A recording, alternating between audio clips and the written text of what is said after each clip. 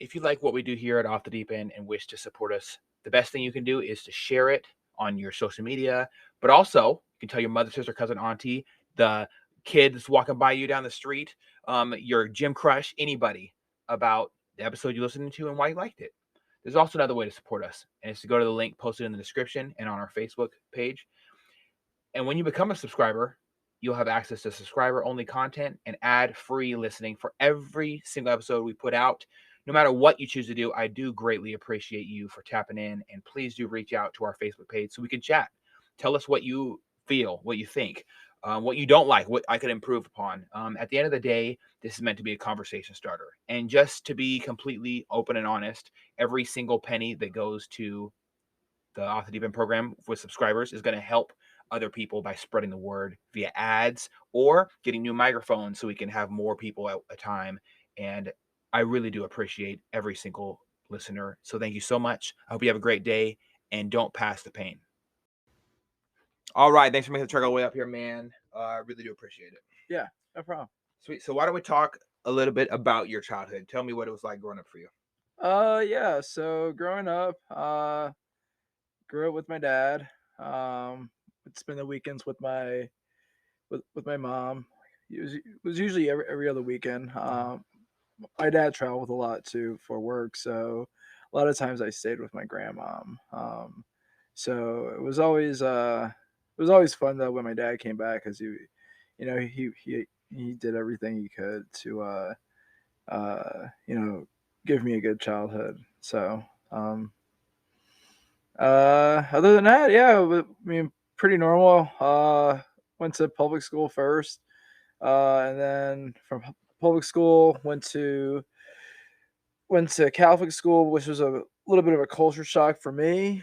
Um, and it's because everybody there kind of they went through the school system together. So I didn't. There's like a Montessori program, kindergarten, whatever. So they all went through. So they all knew each other. I was a little bit of the outsider. I didn't really care that much.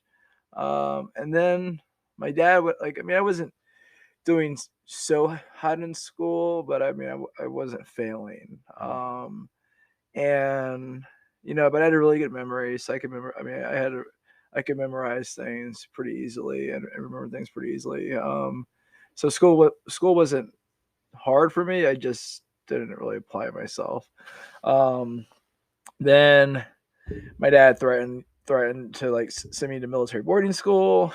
Um, and so I called his bluff, and so for high school, I went to a military boarding school called Valley Forge Military Academy in college, and the first year wasn't the greatest year.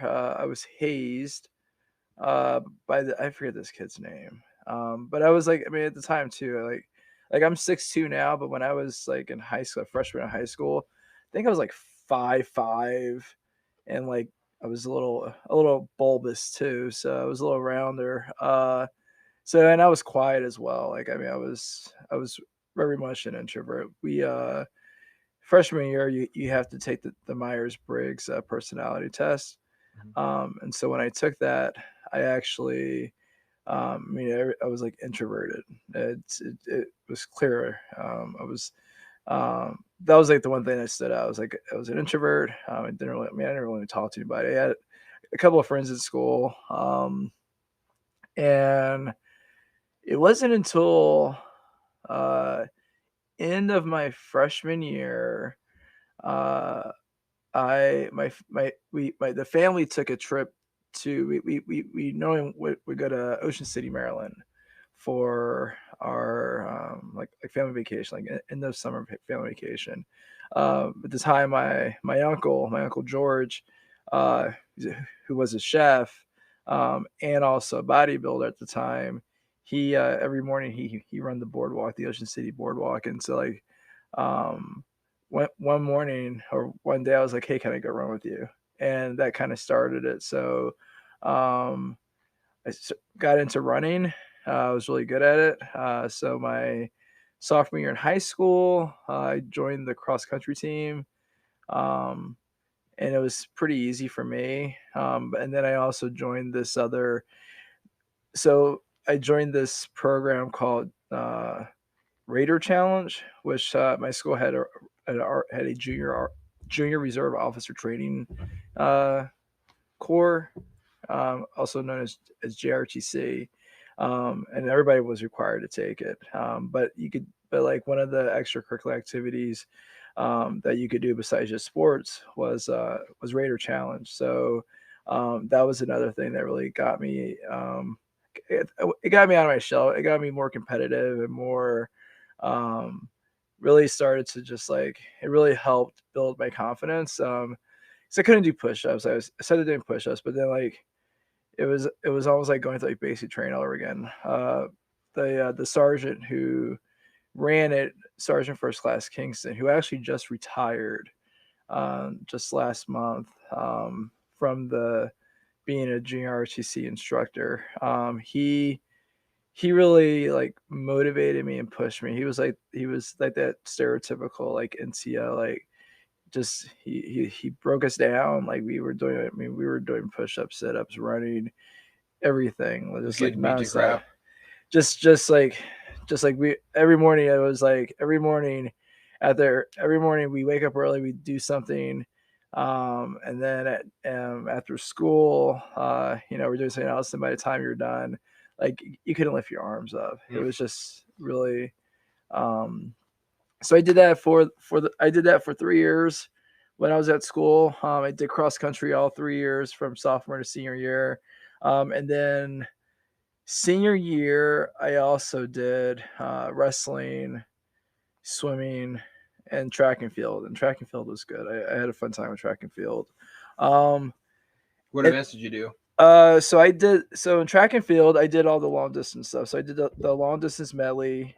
We actually the group of us, we actually set the school record for the long distance medley, which was really cool. And then we the 400 and then the 4x4. Wow.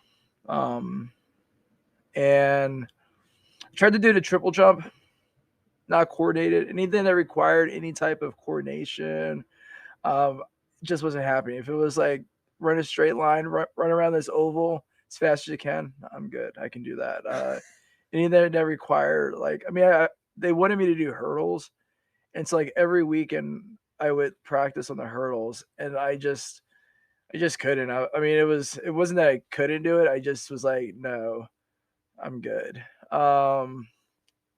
And so then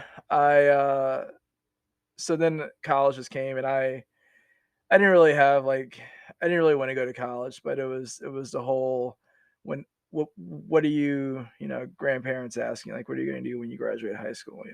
Yeah, the common answer, I'm going to go to college. So most people had colleges that they really wanted to go to. We had some guys that wanted to go to the service academies from our school. One of my friends was like from freshman year until senior year, he had the hard on for going to the Naval Academy. He wanted to be a Navy SEAL, got rejected by the Naval Academy, and then but he was accepted to West Point. So every year he'd always go Navy, beat Army. And then when he got rejected by the Naval Academy, but got picked up by West Point, like, so is it still go Navy? He's like, I'm not gonna curse on here, but he's like screw. Oh, you can, yeah. Yeah, okay, cool. Yeah, he's like, fuck the Navy, go Army. And I was like, so, and then I'll circle back to that later on too. It's pretty funny. Greg he's a good dude. So I at the time, I was really big into art, so I was like, I mean, I want to go to a school that has a good art program. So there was one of the best. There's what is it? There's Rochester, there's Rhode Island Institute of Art, and then there's Savannah College of Art and Design. So those were like two of the big schools that I wanted to go to. And then because I had like everything, like portfolio done. I had like all this stuff that I had, like paintings, drawings, stuff that I could send. And then I just realized that it was more for me. I enjoyed it, but I just couldn't see doing that as a career. And I wanted like a fallback. So I was looking at, I can do, I can do like a double major. But if I went to like a strictly like a strict arts only school, it'd be kind of hard to really kind of broaden the horizon. And I didn't want to go to school, and I wanted to go to school on the East Coast. Like that, I had my heart set on going to like the University of Hartford. Not Yeah, the University of Hartford. There's a few other ones too, but they're all like outside of Pennsylvania. Like I didn't want to go to any schools within Pennsylvania. So I just started to apply to colleges. I didn't really know. After that, I was like, I'll just apply. So I was like applying to every and any college but I had a criteria. I was lazy. I had a criteria. The application fee cannot be more than $25, and it had to be only one page, and that had to be my name, my social, any extracurricular activities, and then my SAT scores, ACT scores. That's all I wanted. I didn't want to have to write an essay. I didn't want to do anything else than just apply, because I just was like, I'm doing this to more or less appease the family. Mm-hmm. It wasn't really for you. You just Yeah, it wasn't. Yeah, college wasn't I didn't have my mindset on college. Um, so it's like almost the end of my senior year, and everybody's bringing in their actually it's Christmas. It's like Christmas time. It's like Christmas break. I'm at home, and there's like this giant envelope um in the mail, and it's addressed to me, and I open it, and it's to Purdue University, and it's like, congratulations, you've got into Purdue University. And I was like, cool.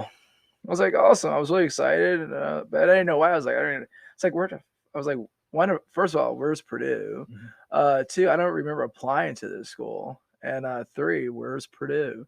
Uh, and I called my dad. I was like, hey, Dad, I got into Purdue. My dad's like, what? He's like, you just applied last week. He didn't believe it. And I was like, no. I'm like, Dad, I'm reading you. Here's the acceptance letter, blah, blah, blah. And he's like, okay. He's like, all right. So he comes home, and he's like, let me see that, because he still didn't believe me, because it just got accepted so quickly that and then because I wanted, at the time too, I still wanted to do I wanted to do ROTC. I didn't want to go to service academy.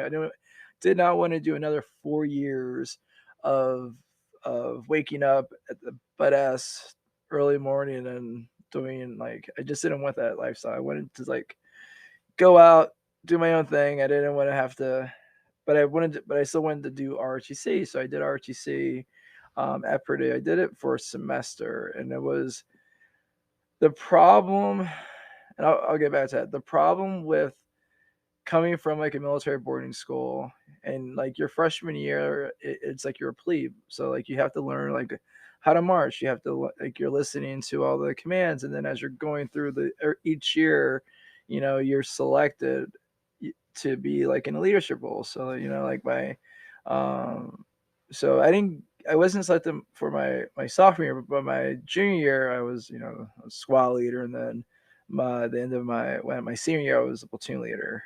So learning how to do commands, how to teach like right face, left face, all that stuff was like second nature at that time. So I go to ROTC at Purdue, and the so you have like your MS1s, which are like your freshmen, MS2s, it's like your second year, threes, fours. So your MS4s are like your seniors, like the guys that are about to graduate and get their commission, or if they've earned their commission and they're just waiting to graduate. So, and these guys like the gung ho, like, because they've been through basic training, not basic training, but they've done everything, they're in shape, blah blah.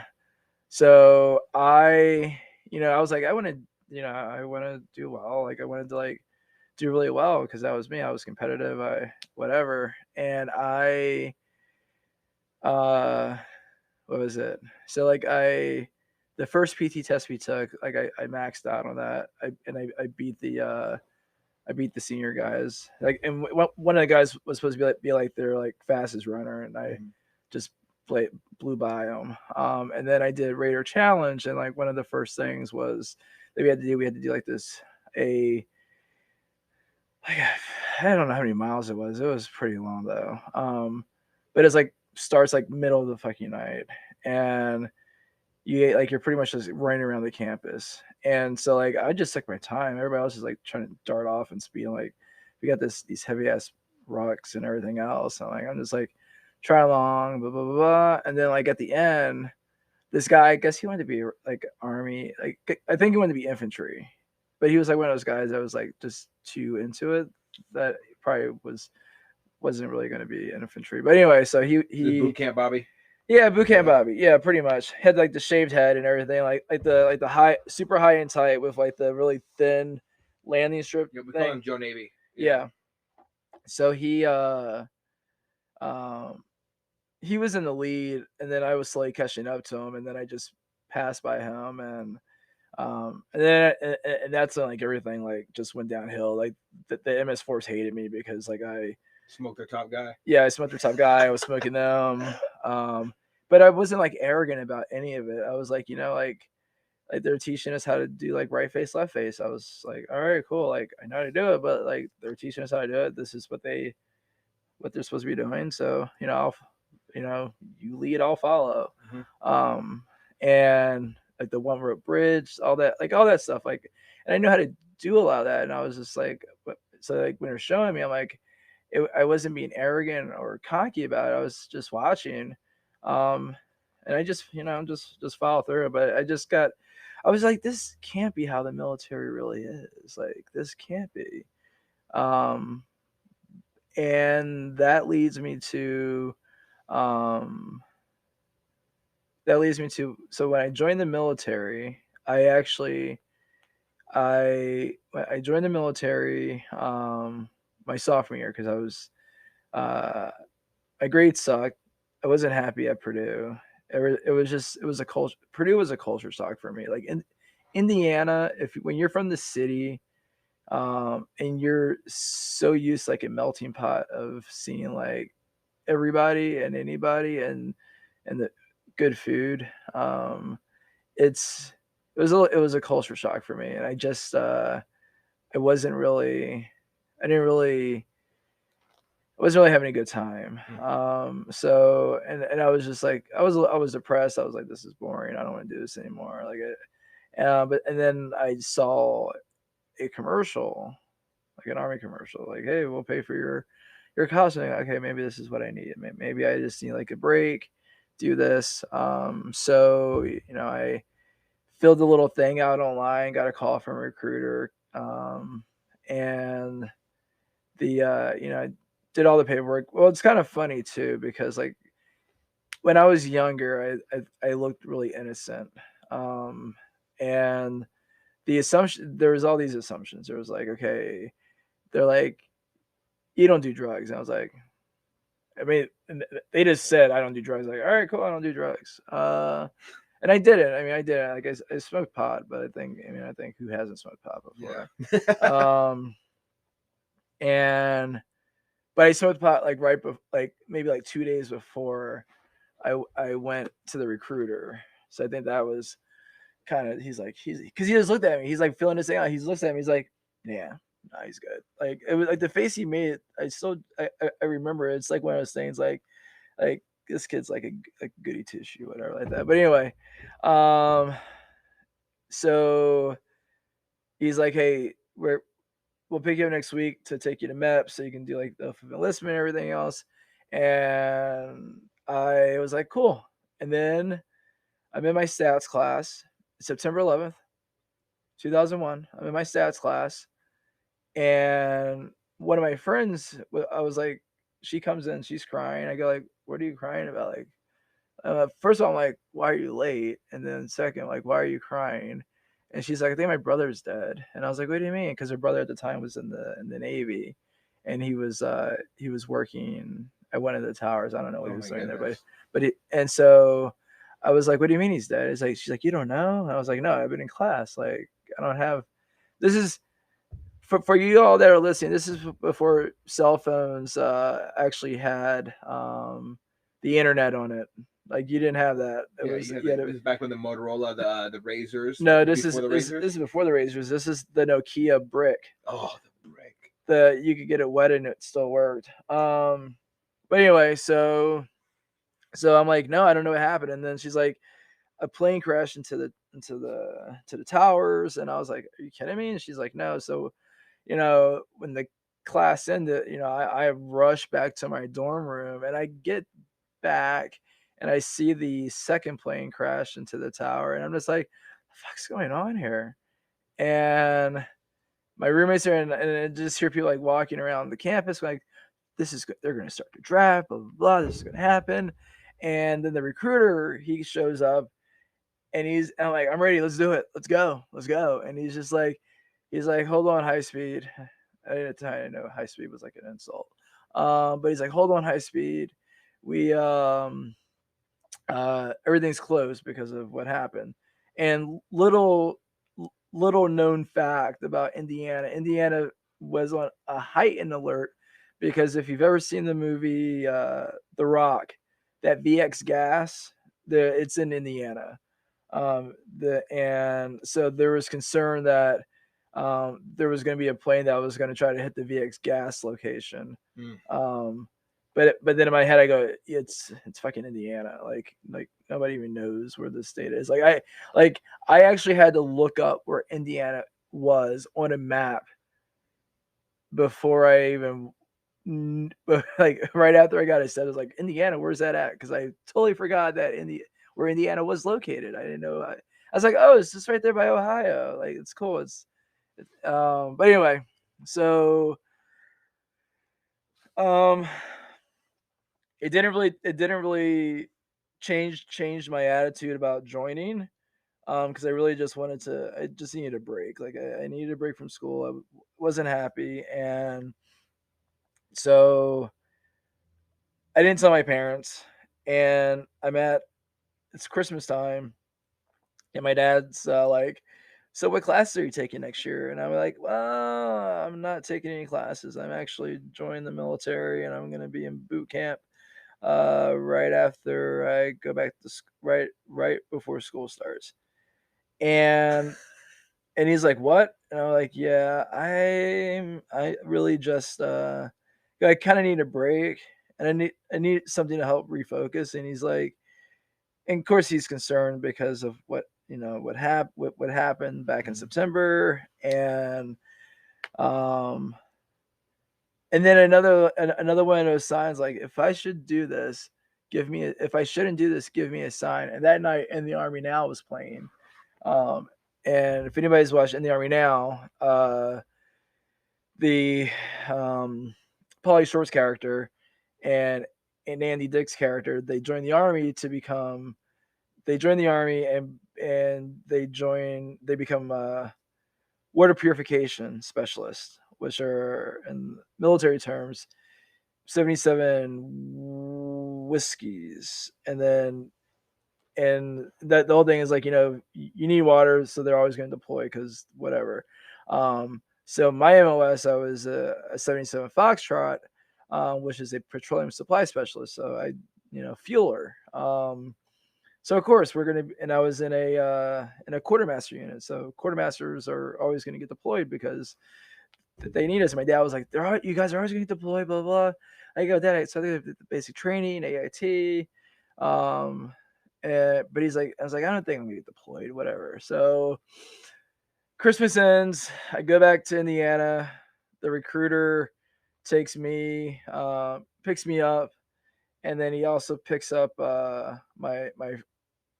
this another guy who's like one of my best friends. We went through basic training AIT together, Dan Mobley, and they take us to the hotel. They take us to MEPS, and then we do all the rest of the paperwork at MEPS, and then they take us to the hotel. And then that morning we all get up, and we're on a bus to Fort Jackson. South Carolina, relaxing Jackson. And we're there. And did we take a bus? No, I take it back. Rewind. We took a plane, I believe. It's been so long. It's been so long. Anyway, we took some mode of transportation down there, and we get there, and the drill sergeants come on, and they're like, "Get off the bus, blah blah." So we get out, we grab all our stuff, and then we go to our barracks. We get like our linen and everything, and then it's like 3 o'clock in the morning, and they're like, "All right, hit the rack." We hit the rack, and it's like 5 o'clock. We have to wake up. Like, are you kidding me? Like, it's 5 o'clock. Like, who wakes up at? You got 2 hours of sleep. So, and then it's like everything. So you're doing everything. So you're buying, like you're getting your toiletries, you're getting everything. And at the time, like I had very little money, I had very little funds because of college, and so like you buy sneakers, and I was like, I have my flats. They go, no, you need to buy real sneakers, and I was like, so I had to buy sneakers. And then of course, I had my uniform and everything else, and not the uniform, I didn't buy a uniform, but I had just the sneakers for running purposes. And they told you what type of sneakers you have to wear. So I was wearing New Balances. Oh, the worst. I was wearing the New Balances, yeah. So that was even worse because I hated New Balances. But so that first week in basic training was good. I had the platoon was our platoons, our drill sergeant. We had 3 drill sergeants. We had 2 males and 1 female. The male, his nickname was Sandman, but it was Drill Sergeant Sanders. The other drill sergeant, I forget his name. I think it was Lopez, but he reminded me of Wario from the Mario series because he, I mean, like dead on looked like Wario. And then we had the female drill sergeant. I forget her name, but I remember like she just had this really slow Southern drawl, and she'd always go, "Soldiers, if y'all." Like, a man is only as good as his word. Once he lies, his word is no longer good. And all we're thinking is like, this lady got hurt by somebody. Like somewhere in the line, she become a wounded warrior.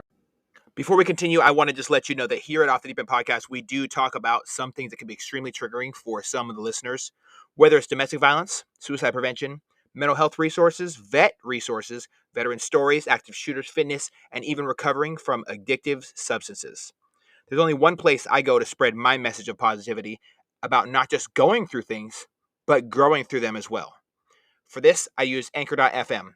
It allows my listeners to listen on over 7 platforms with a click of a button. Make sure you download Anchor app or go to Anchor.fm to get started sharing your story. Yeah. And so that was like her thing, but she was a beast when it came to PT. She smoked the shit out of us.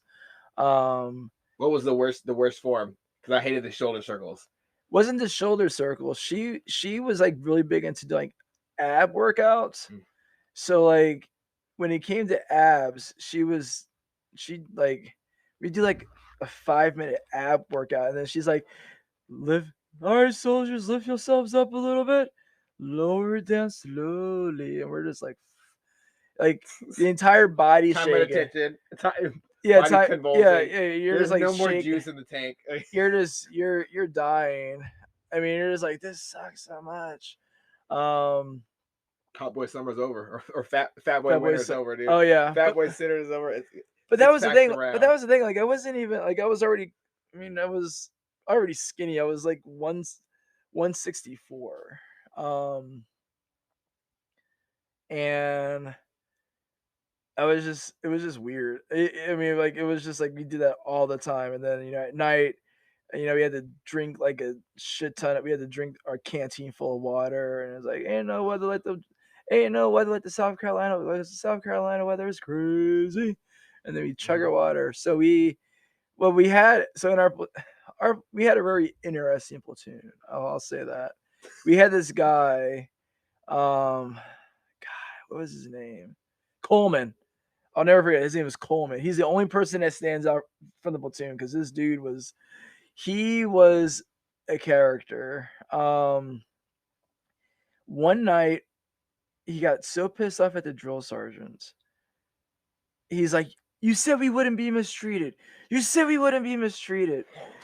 And he threw his canteen at the drill sergeants. And Oh my god. but he couldn't throw, so we thought he kicked it because it only went like a at minimum like half a foot in front of him. And we're like, did he throw that or kick that? So, but anyway, the female drill sergeant walks up to him. She's like, "You better pick that up." And he's like, "No." And I'm thinking, and in my mind, I'm thinking Major Payne. You know, like she's gonna go full Major Payne on him. Like, What? and then watch it exactly. Watch the watch me, or just like snap him in the fucking neck. Yeah. That did not happen. Oh, Didn't happen. It would have been great though. What did not happen? But he wound up. I forget. Anyway, so that was a funny incident that happened. And then we had another one. She was an older female, and she was Asian. And we're in the classroom, and the female drill sergeant is like going off on all of us, and then she looks at the one at this soldier, and she's like, "And I'm tired of you always blah blah blah," and then she stands up and she goes, "Drill sergeant, I think you're having a bad day," and she's like, "You're giving me a bad day," and so I was like, oh fuck, so like you're in these tiny ass classrooms, and we're having to like, she's like, "Everybody front leading rest position," and so we're all at a 45-degree angle. 45, yeah. Jesus. And so we're doing that. There was another guy who was like the spotlight ranger, Lopez. So he's the guy who could call cadence. Every girl loved him. And I remember he gave like this really like passionate speech, and just to cap it off, like he had like a tear come down his face. And so the guys were just like rolling our eyes, but the girls were like, "Oh my god, he cares about all of us." And it was just, I mean, it was annoying. Like nobody, I mean, people liked him. I think he did win. I think he won like Soldier of the Month or something like that while he was there. So he won something. He won something there because whatever. But anyway, so he would always call the same cadence because he had that voice. He had that. Only certain people can sing, truly can sing, and other people can't sing at all. Yeah, they just like shout it out. Yeah, I can't sing. I mean, I could shout it out, but I couldn't sing. I didn't really care. I was like, I don't really care about calling cadence. Yeah, that's not my thing. But anyway, so my friend Dan, we're there. He's there too. We become really, really good friends. And then we graduate.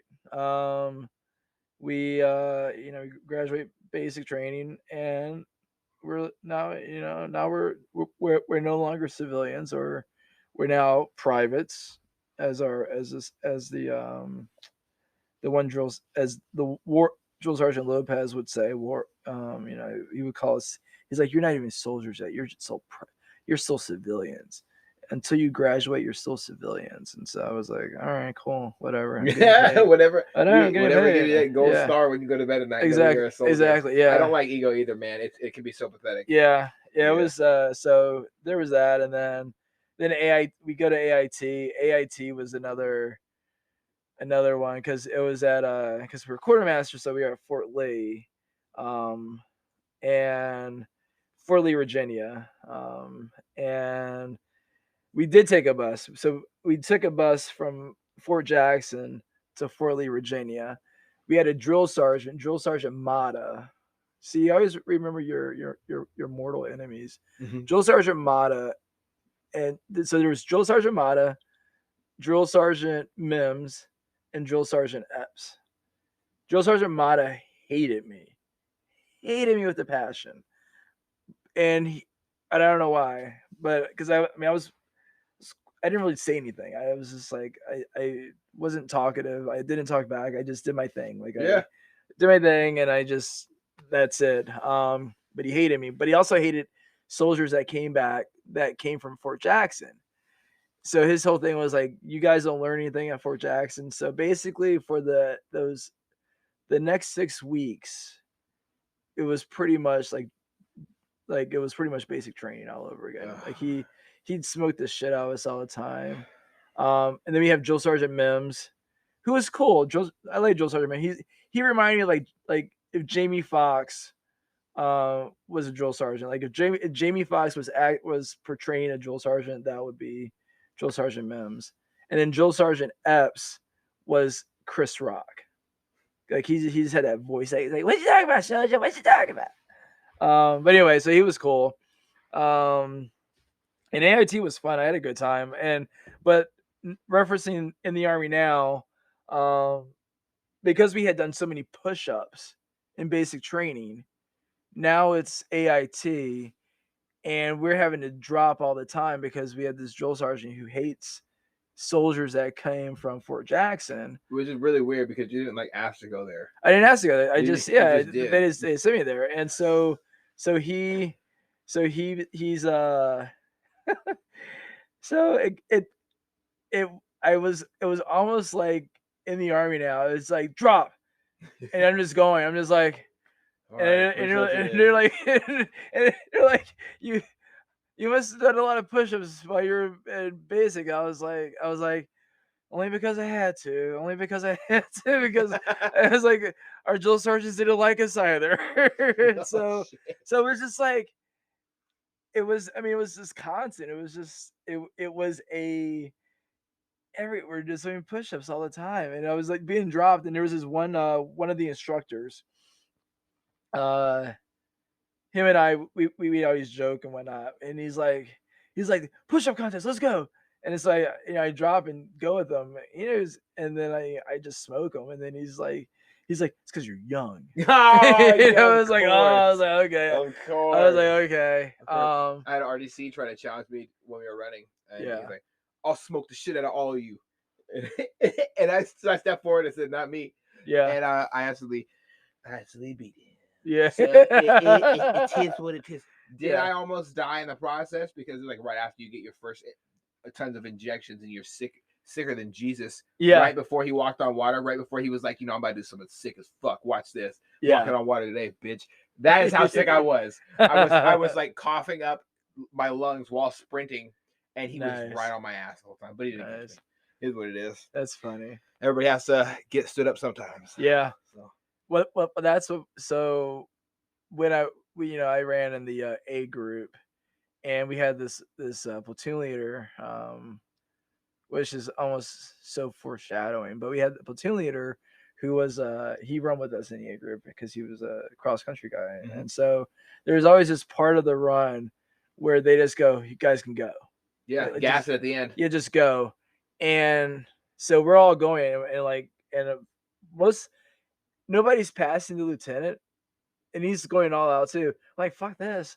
And I pass the lieutenant, and then like when they go, all right, back in formation, they're like, hey, you can't pass the lieutenant. The drill sergeant said you can't pass the lieutenant. Like he's you can never pass. And I was like, what do you mean? Like he was running slow, and I got these legs like to stretch out when they run, but anyway, so I was like, cool.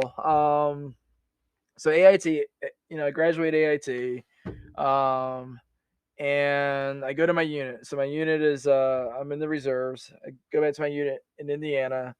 I restart college back up again too. So I start college up again. And everything that I thought everything that I thought ROTC wasn't. I thought I thought basic training. I thought being in the Army would be like not being in ROTC. I thought ROTC was I thought ROTC was like, oh, this isn't the real Army. Mm-hmm. So then I go to real Army. I'm in the reserves, which is so. I mean, a lot of people will say, that's not real Army because you're only doing it on the weekend, and it kind of was that, but it was like it's almost like a sitcom, like a comedy, because you get there and the unit was great. Like everybody's awesome. I have friends, so we're all still best of buds. But it's like the you're fresh out of basic training, you're fresh out of AIT. That first PT test, you're just like, you're a stud. You're going at it. And so like I was told that I got disqualified from my push-ups because I was going so fast, my hands were coming off the ground. So I had to do it over again. I didn't fail the PT test, but I had to do it over again. Which was annoying. Yeah. But You're tired. You're already tired at this point. I wasn't really tired. I was just like, I just knocked out these push-ups. But anyway, so I'm in the unit, the 2-and-I quartermaster. My platoon sergeant is Sergeant Sergeant Shields, and she's really cool. And then we have the time we were like, our company commander at the time was the first sergeant. I was a company commander. Then we got a CW4, this old Vietnam veteran, CW4 guy. I don't know if he was Vietnam or Korea, but he was old. And he was cool. But then when our unit got activated, so we're doing all our stuff, and we're doing AIT, we're doing our drills and AIT and AT, and then right after Christmas, we get I'm like walking back. So I'm in college, completed my first semester back in college in the summer, fall time. And then now I'm getting ready for my winter classes. I'm in my winter classes, and like one weekend, one of my friends was having a party, so we went to this party, and I'm walking back. I didn't have my cell phone. I left my cell phone at my place, at my apartment, because at the time people didn't carry their cell phones around. I left it there because like I don't need it all the time. But when I get back, there's like 12 missed phone calls, like 6 voicemails, and so like listen to the voicemails, and it's my platoon sergeant, Sergeant Shields, saying, "Hey Gaskins, hey Specialist Gaskins, this is Sergeant Shields. Our unit's been activated. We report Monday to the field house, and then from there, we start getting ready." So, like my family, all my family is back in Philly. So like all my stuff, I'm like, I don't know what to do with my stuff. So my friend's parents, Luke, my friend Luke is like, "Hey, we can, my parents can watch your stuff because they lived on a farm. So all my stuff is like in the barn." And I was like, "Cool, thanks. I appreciate it." And now I'm calling everybody. It's like almost midnight. I call my dad. "Hey, Dad, I got activated." And he's like, "No," and he's like, "I was afraid this was gonna happen." And so the following Monday, we all showed up, and we're all just like, "All right, let's do this." And so a lot of it, and the reserves, like back then, like when it first started, it was like we took everything over there, so we had to get like all of our trucks ready. We had to pick up trucks that were in different locations, but then you also have to have like a threshold of people. And our unit was really small. We had people who couldn't deploy because they're old, or they had some type of medical issue. So we had the command unit, the command that we fell under was at the time the 88th Regional Readiness Command. I think now it's part of the 310th Sustainment Command now. But anyway, and it was all pretty much the Midwest. So we got people from like, most of our unit came from Minnesota at this point. We had some from Ohio, and so we're all there. And then our MOB site was Fort Knox, and this is like, so like all the active duty people pretty much are deployed. Mm-hmm. And so the National Guard folks are the ones who are kind of like running the bases now. And that was also when you had like the flags, like you had the flag that was going forward and the flag that was facing back. That was causing confusion because it's like, which one is the deployment flag? Which one should I wear? Is this what I'm supposed to be wearing? Because I don't know if you like back in 2002, there was 2 American flags. There was an American flag going forward. There was an American flag going back. The one that going back meant that you were staying stateside. The one that was going forward meant that you were going forward into battle. Air quote battle. So we're at Knox. We're at Fort Knox. It sucks. But we're having a good time because we're all friends. We're all having a good time. We're all just laughing and whatnot. And then we were there for about maybe, I want to say like 3 weeks because we had to wait. Because at the same time, like I said, everything, it wasn't how it is now or how it was when you would go there. You just fall in on equipment. So we had to ship everything. So all of our equipment we had to ship. So we had to get it ready for transportation. Had to get it ready to be loaded onto the boats. And then we got on a plane. So we got on a plane. We got on a plane. The plane took us because we had to drive. So we drove from Indiana to Fort Knox, Kentucky, and then we went to. We were there for about 3 weeks, and then we all hopped on a plane, and then we flew to. We stopped in Shannon, Ireland. That was the first stop, and then from Shannon, Ireland. Actually, no, it wasn't Shannon. It was Nova Scotia. And then from Nova Scotia, I think Germany, and then Germany, Kuwait. I mean, landed Kuwait. Like I think they always have people land in Kuwait like at night, so they're not shocked by the heat in the morning. But it was so hot. Were you flying to Stuttgart? Huh? Stuttgart, Germany? Maybe. I forget. One of the either Ramstein or Stuttgart. I forget. Yeah, it might have been Ramstein. It was one of the German bases. But anyway, so we land, and at the time we get there. Now we're waiting for our equipment to be shipped for the ship to come over. So we're in Kuwait, and we're in these giant clown tents. These tents were huge. They were massive. And it's like all the guys are in this massive tent. We have our cot, and we have enough space for our 2 duffel bags. And it's hot. It's just it's hot in the morning, it's hot in the night, it's hot in the evening, just hot. And it was a mile to walk to the DFAC. So we have people that just didn't want to we're like, fuck that, I'm not gonna walk in that fucking heat. So we have people that wouldn't eat. People that wouldn't eat, and then one of the guys, so they gave us like all these water bottles, like these boxes of water to drink. And so we're like, this isn't so bad. And one of the guys, my buddy Mike Foster, one night we played a prank on him, and we took all the water bottle boxes with water, and we just surrounded his entire cot with it. So when he woke up, he was like entrenched in like water bottles. So it was funny. He didn't really seem phased. He's like, all right, cool. Now I got water in my area. But we were really big into drinking doing like the tea, the sun tea. So we get like the Lipton tea packs that came in the MREs, and we were eating.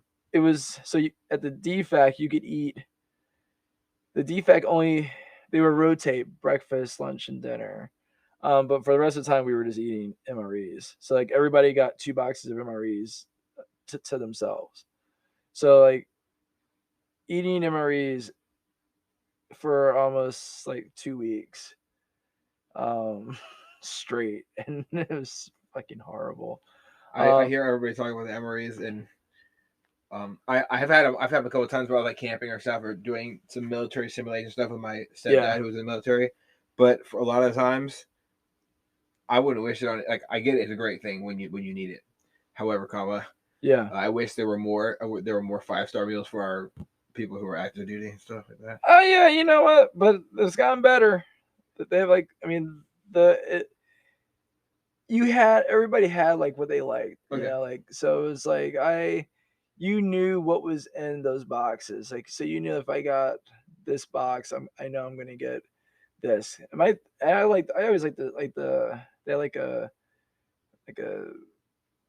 it's like beefaroni type thing, and it was really good. Mm-hmm. But it came. The only reason I liked it is because it came with the time it came with this poppy seed pound cake, which is fucking amazing. Yeah, I could Dry. imagine. It was dry as hell, but it was amazing. So now fast forward, all of our stuff is now has made it across, has made the voyage, and we are now ready to go. Our vehicles are staged. We're at Camp Virginia. Our vehicles are staged, and we are now ready to roll into Iraq. And it's so interesting because like I think about how we rolled into Iraq. We only had the Kevlar for our, like, just like the Kevlar. We didn't have the plates. Okay. So is that the green one, the green BDU camera? Yeah. So we and we didn't even have like the desert camo ones. We just had like the BDU green flak vest. That's the same one they gave to all the aircraft carriers. Yeah, that's all. That's what we had. And so we're just kind of chuckling about it. We're like, this is really crazy. Like, I can't believe we're really in Iraq. And so combat zone like this. And so like, there's like doors off the Humvees.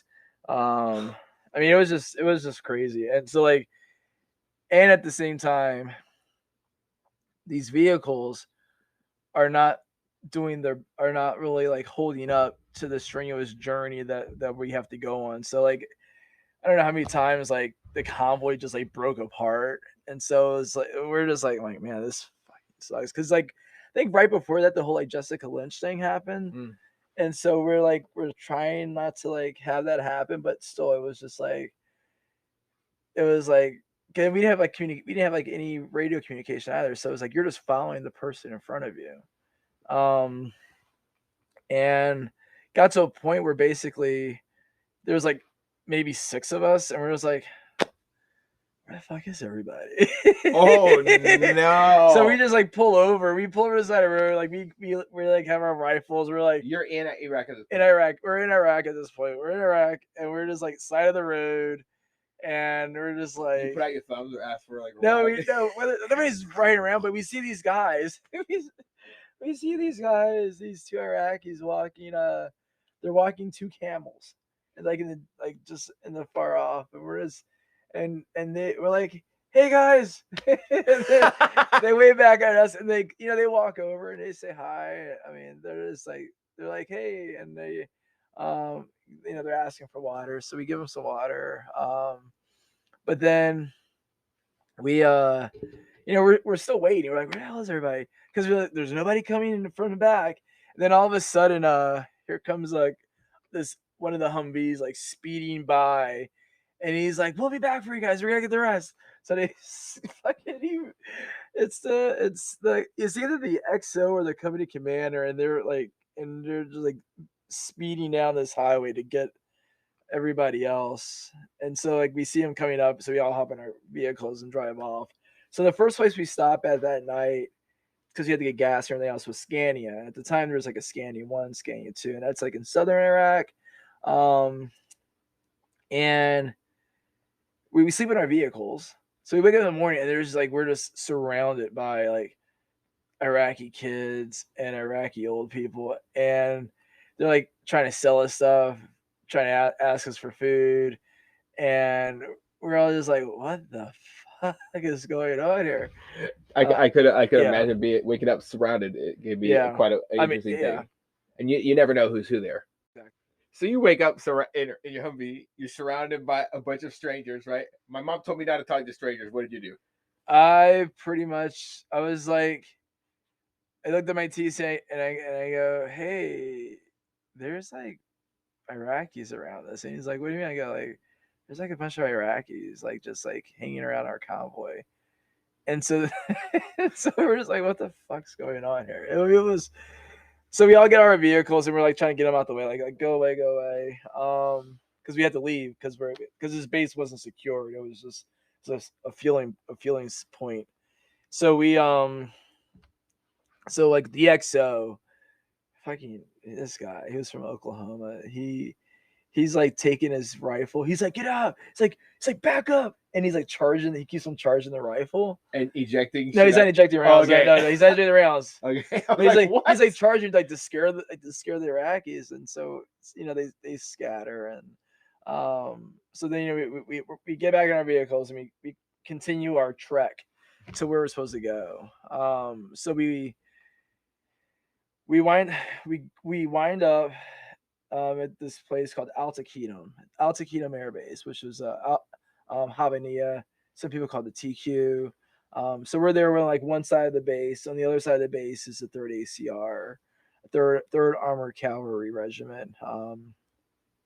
And now we're like, okay, what do we do? So that first night there, it's like it was hot, but we had like these old Iraqi barracks that we were gonna live in. And so a few of us, I was like, it's too hot to be in this building. So a bunch of us slept outside. Well, a sandstorm happened that night. So we wake up in the morning, we're just covered in sand. Like our sleeping bags, like we wake up and we're just sand. Mind you, we have not yet showered at all.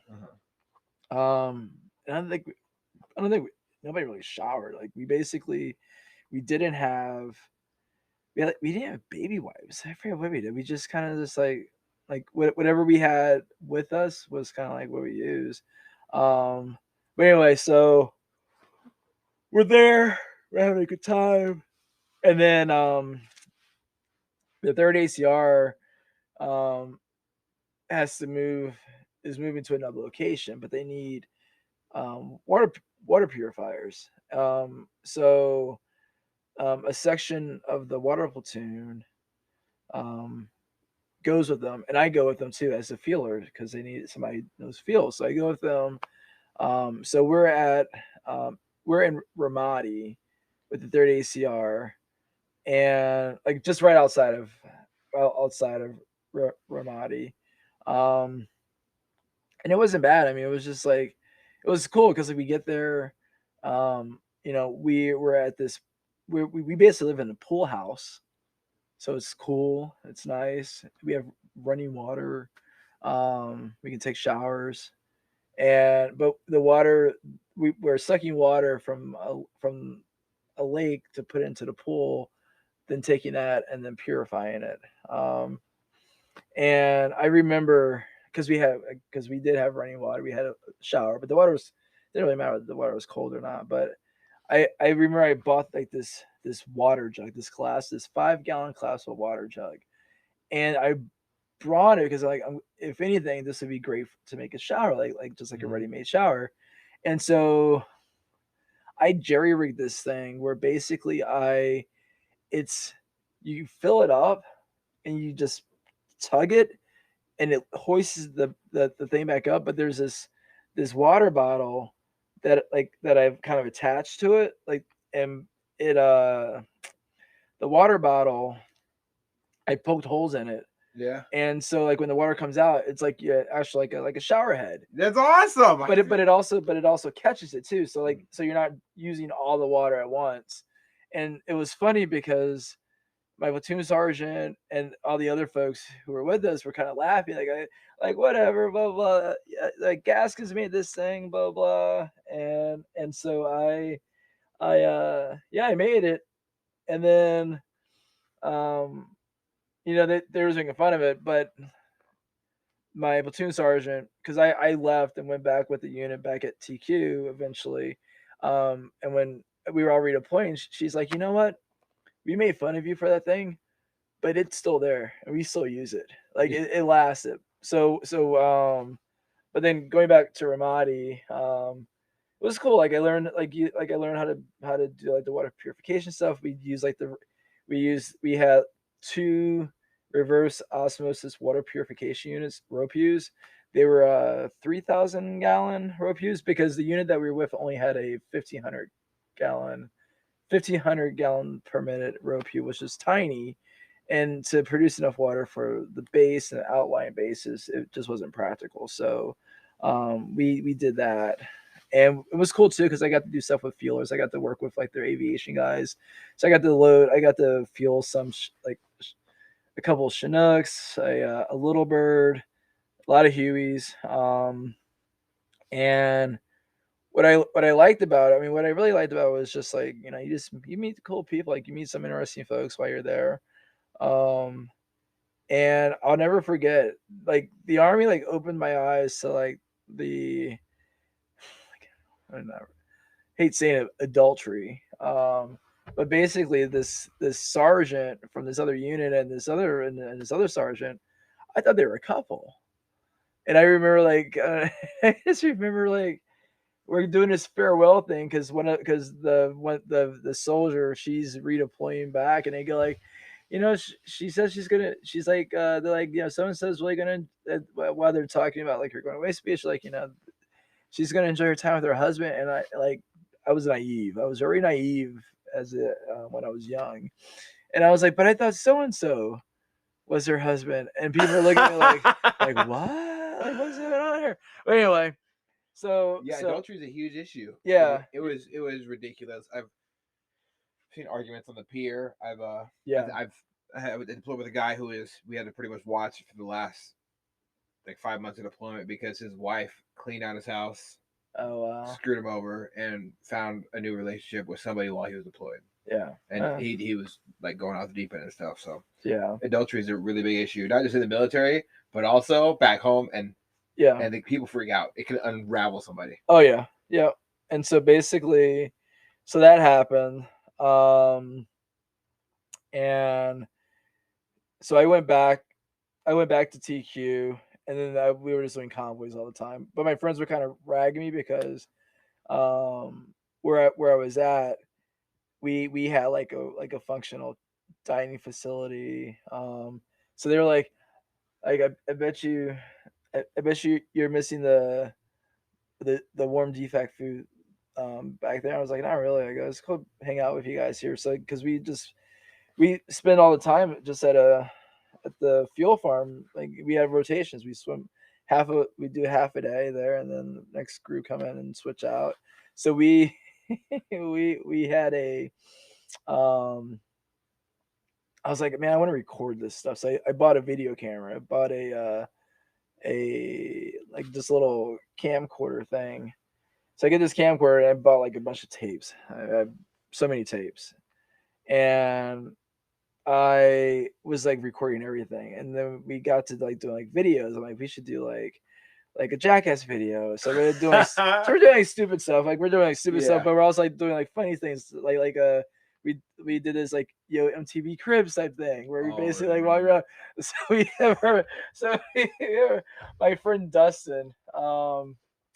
It was Dustin and Luke, and he's like, we're gonna show you around. He's like, we're gonna show you what it's like to be deployed and live in blowing out Iraqis barrack. He's like, welcome to our cribs. He's like, you know, when you watch TV, you see all the gangsters and all the rich people open up their fridge and they have like all the Cristal and everything and all the champagne. He's like, here's our fridge, water. So he's like, you can't beat that. That is cold water. And he's like, and so we're walking into like our day room, which was once a bathroom, but now it's now our hangout area. And so he's like, you see these couches? These are some nice looking couches. And he's like, you probably wonder where we got those from.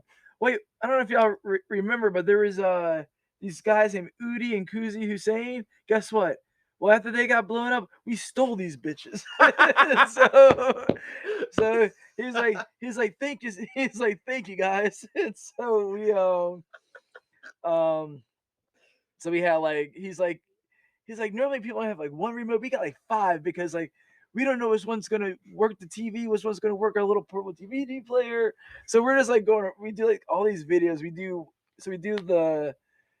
do that, and we kind of like each one we kind of like make fun of somebody. We do like a Jackass thing where we lock our platoon sergeant into his room. Oh god! And so we're knocking on the door. We're like we're knocking on his door, and and he's we're like, let us in. He's like, let me out. We're like, let us in.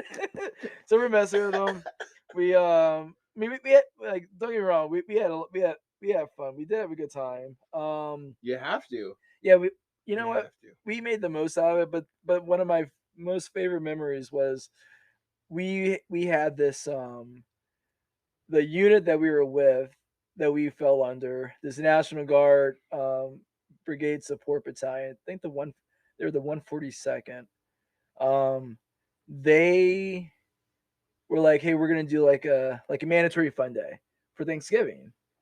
And we're like, okay, cool. But they're like, it's gonna consist of like who can eat the crackers without drinking water.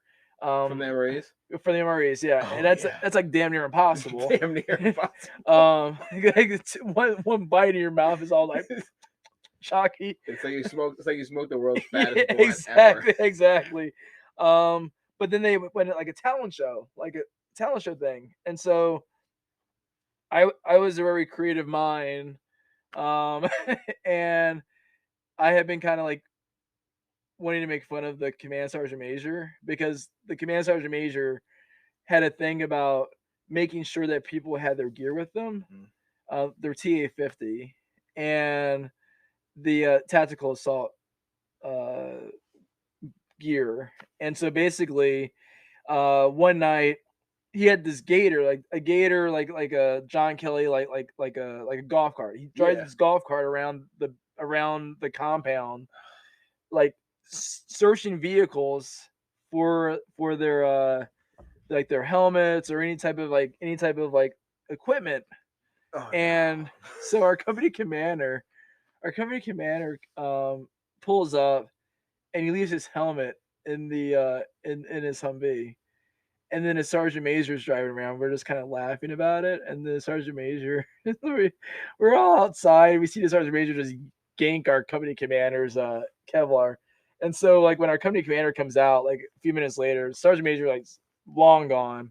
Company commander comes out, and he's like, "Where's my Kevlar?" Like, oh, the sergeant major took it. he had to go to ask the sergeant. So you see these lights from like the sergeant major's car kind of coming closer, and he's like, "Hey, sergeant major, give me back my damn Kevlar." So he's like, "Well, sir, I do the same with the Joes. You got to keep your gear on you at all times." And he fucking so then I was like, at that point I was like, this is a song. This is like a song. We have to do the song. And then we also had this incident where the sergeant major couldn't pronounce one of our guys' names. And his name was it was Kilgore, but he kept on calling him Kilroy. And so what we did is the first sergeant's like, "Hey, I heard you wrote a musical about the sergeant major." I was like, "Yeah, it's pretty funny." He's like, "Let me hear it." And so I was like, "Well, it's still a work in progress, but I guarantee it's going to be good. It's not going to be like insulting the sergeant major too much." So it was a skit with music, and it was basically my buddy Maxfield Dustin. He was the battalion sergeant major. So he was the battalion commander. The battalion commander's name was Morrow, Lieutenant Colonel Morrow. His name was Lieutenant Star Commander Tomorrow. And and then a sergeant major, his name was Sergeant Major Handy. And so my name was my name was Sergeant Major Handful. And so they're gonna go a hand job. No, it wasn't good. No, we had to but you had to keep it kind of PG, right? I had to, like, I didn't want to get in trouble. I wanted to be so we had like these big ass, so we had like these cardboard cutouts of like the names, like the ranks. So we duct taped it onto ourselves. Oh yeah. And one of the guys, a Benjamin Hurst or Benny J, played our friend who was Kilgore. So we actually called him Kilroy. And so we had this box, and we had like this MRE box, and we write Gator so people know that we're driving in our Gator. Yeah. So the I'm gonna set the scene. So it's the actual battalion sergeant major and the battalion commander are sitting in a chair watching these skits happen. Our skit's the last skit, and they're laughing, they're having a good time. So I get up there. We have a microphone. We have a microphone.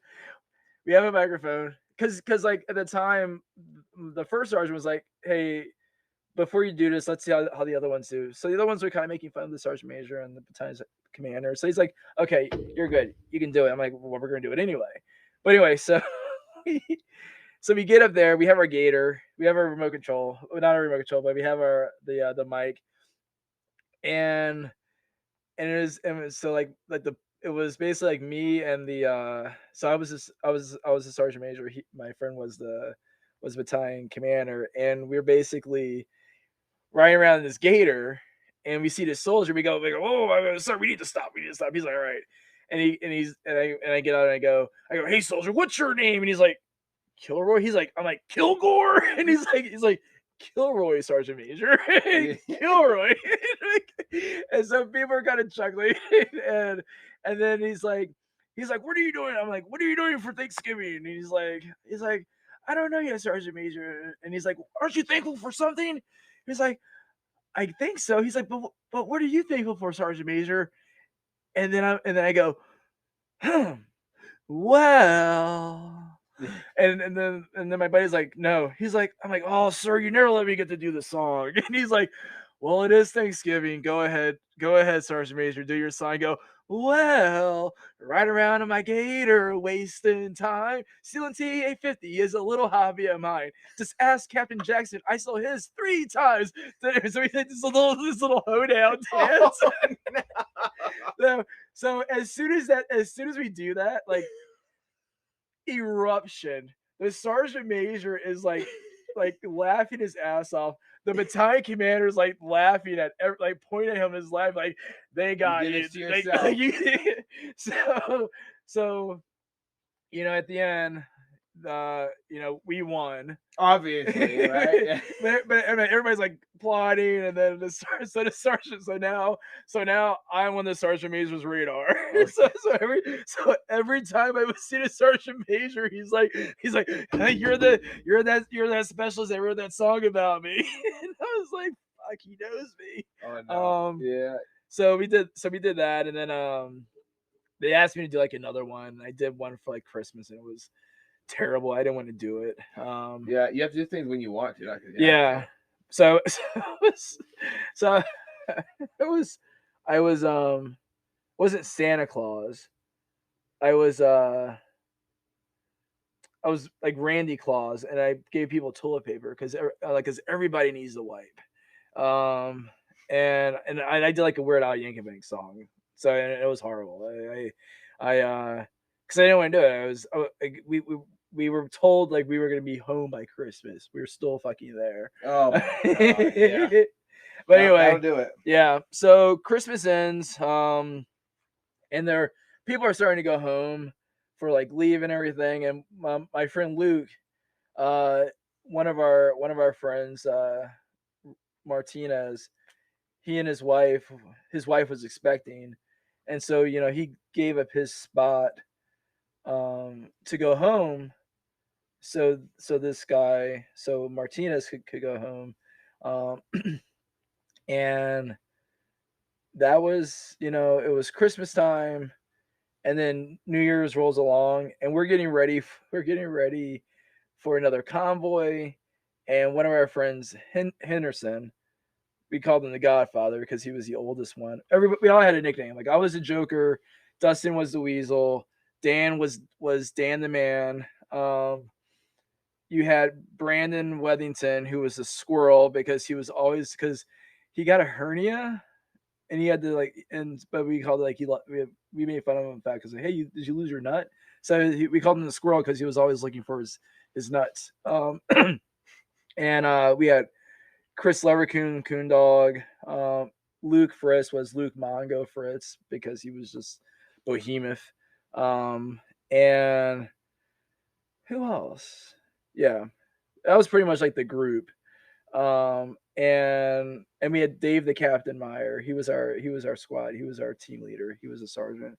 He was a little tiny dude. He was maybe like 4'11". I'm lying. He was taller. He was 5'1". No, wait, 5'5". Anyway, he was short. And he was a little. He was small in stature. But it's the New Year's Day. Henderson and I think it was Henderson and Chris Leverkusen, and I think they had tried to jump. No, it was Chris Henderson and Bogle, Richard Bogle. We didn't have a name for him. We just called him Richard Bogle. We just called him Bogle. But anyway, so they tried to jump one of the fuel berms with the 5-ton truck, and they got stuck. So the mechanics who were working pretty much every day, January 1st was like their only day off. That was their only day off. But here they are on their day off having to dig this truck out because Henderson and Bogle thought they could jump a berm with the fuel tanker attached to it as well. So the next day, so we're getting ready for a convoy. And Dustin, he'd always put together the convoy list, and it was almost like foreshadowing, foretelling. But Luke had mentioned how he didn't want to do any more convoys because he felt like he was doing a lot of convoys. He's like, I don't want to do anymore. I want this to be my last convoy. And we're like, all right. He's like, cool, man, no problem. Dustin was okay with that.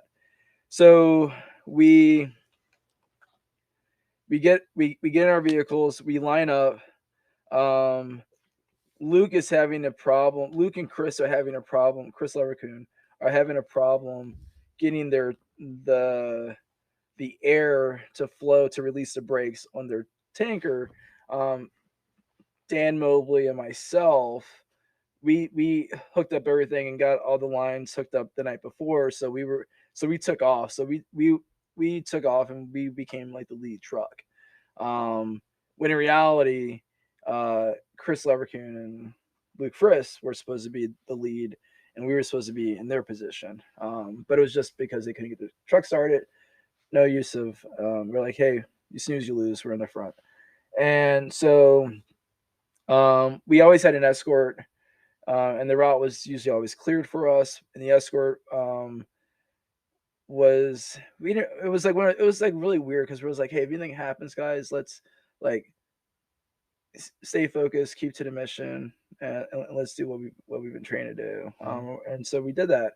And typically, like, the trip was always broken up. So we take off because we always had to go like a back route, like a really long back route to avoid like going directly into the city. So we. And what city was that? You had we're headed to? Ramadi, Ramadi. Oh, so you're still right outside of Ramadi. Yeah. So in the hot spot. Yes, yeah. So we're still in the Sunni Triangle, Route 1.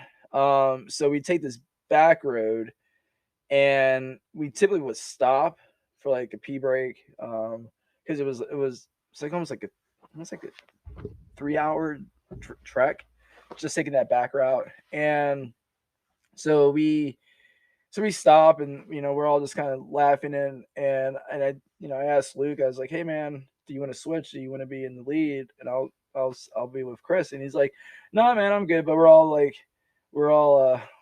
just pissing on the tires. We're all just talking like if you can imagine like 6 soldiers just standing on the side of a road, just pissing. Yeah. And just talking and conversing. That's what we were doing. And so he's like, I'm like, all right, are you sure? He's like, yeah, I'm sure, man. And I go, all right, cool. So, we mount back up, we get back in our vehicles, we roll off. And it was so weird because I was driving, because at the time Dan was driving, but now I was driving. And like we drive into the city and just had this eerie feeling. This really eerie feeling, because like there's normally do we need to, yeah, okay normally the city's always packed.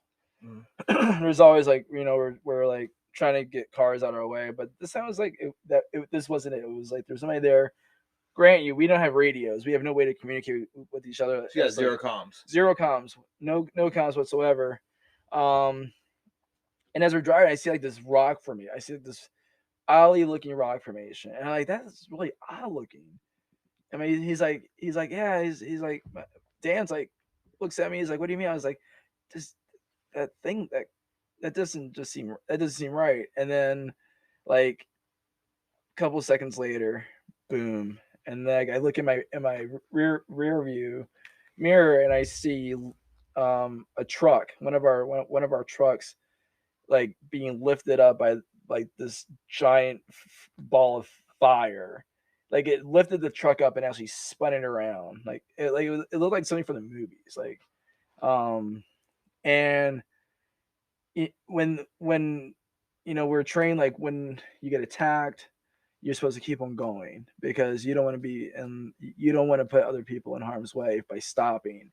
So we pulled forward, and then then I stop. We provide cover fire because we're getting shot at, and we look back, and I'm like, what the fuck happened? And I see, and Dustin, he's a driver, and he throws his helmet at the windshield of his truck inside, and he breaks it. And then I'm like, what the fuck happened? Who got hit? And we're like, he's like, Dave just ran back out there to go take care of what's going on out there, and I'm like, and so we're like, we got to go. Like we can't just sit here getting shot at. We got to go. And so we went to the base, and we're like, hey, we're hit. Like we just got attacked. Like I don't know, and they're like, no sense of urgency whatsoever. They're just like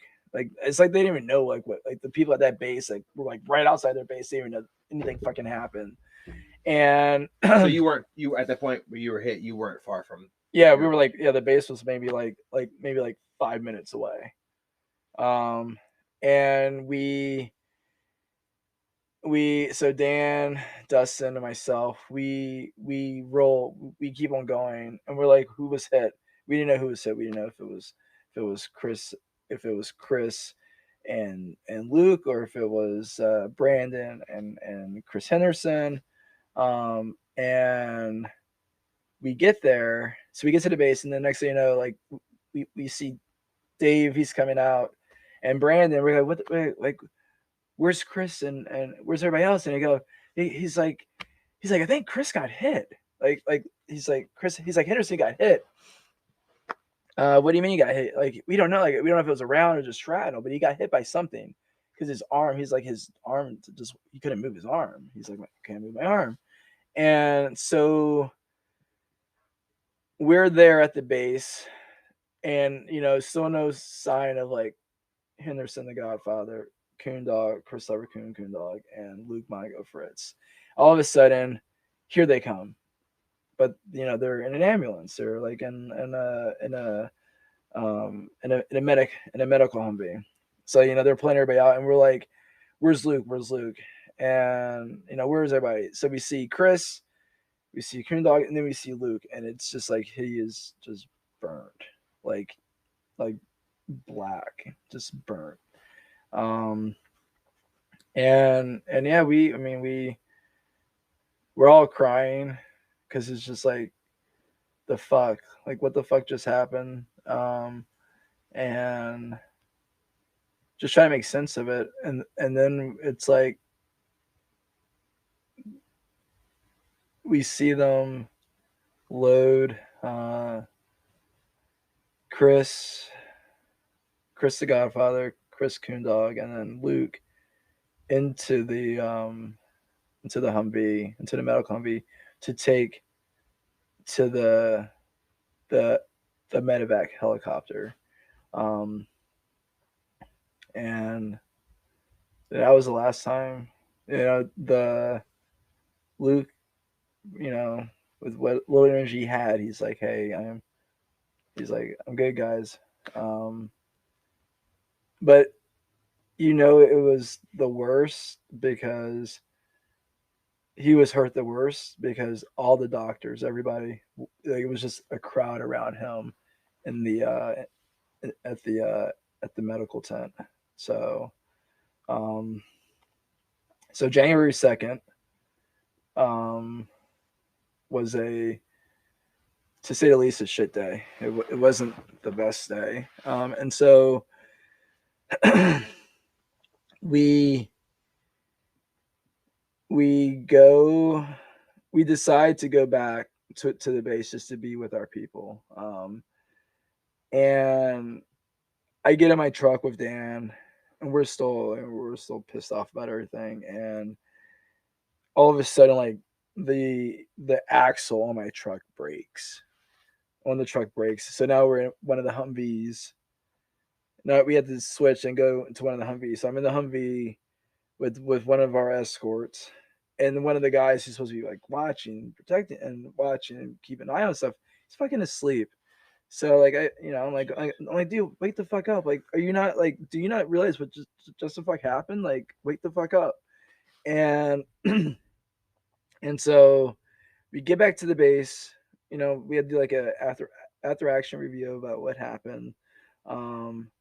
And we everybody's pretty much upset. Everybody's upset. We're getting updates like next day, like we're getting updates, but they're at the time, like, the phone lines are shut down. And Yeah, because it was an attack. It was an attack. Yeah. And so we have a satellite phone. So they let us call home. They let us, who were in the convoy, call home. And I just remember calling my dad and telling him, please tell the first I'm sorry. And he's like, what are you sorry for? I was like, we were attacked. We got, our convoy got hit yesterday, and Luke is hurt really bad. And he's like, Luke, he's like, you mean, Patty and Dennis, their son Luke? And I was like, and I said, yeah. And he's like, and he got upset about it, like emotionally upset, and because like Patty was the FRG, the Family Readiness Group leader for the unit, and to have this happen to her and her family, was really devastating. And so next day we meet with we meet with the chaplain, and the chaplain's like, you guys got to keep on carrying on. So he's like, take those, whatever you're feeling, take those emotions and just put it in a box, like, and lock it up, and just soldier on. That's what the chaplain told us to do. And it sucked because like we didn't really have the time. We were upset, but we didn't have the time to really process what had happened, or even like, because we're just like playing. It's all playing back in our head. It was just so fresh. And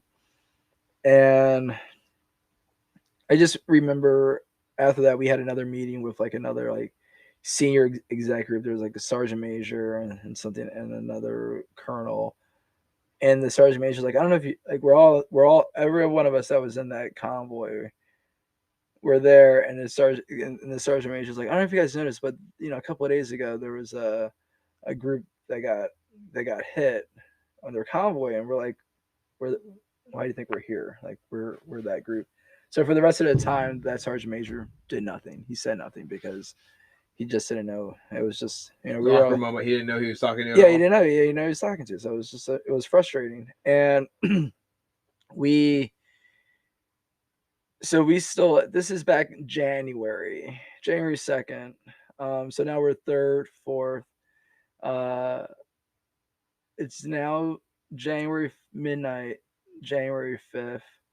They wake us all up, and the company commander tells us like we're all like in a little day room area that we built. We built this like out of like wood that we scrounged. We built like this nicer day room area. He tells us that like Luke passed away, and it was.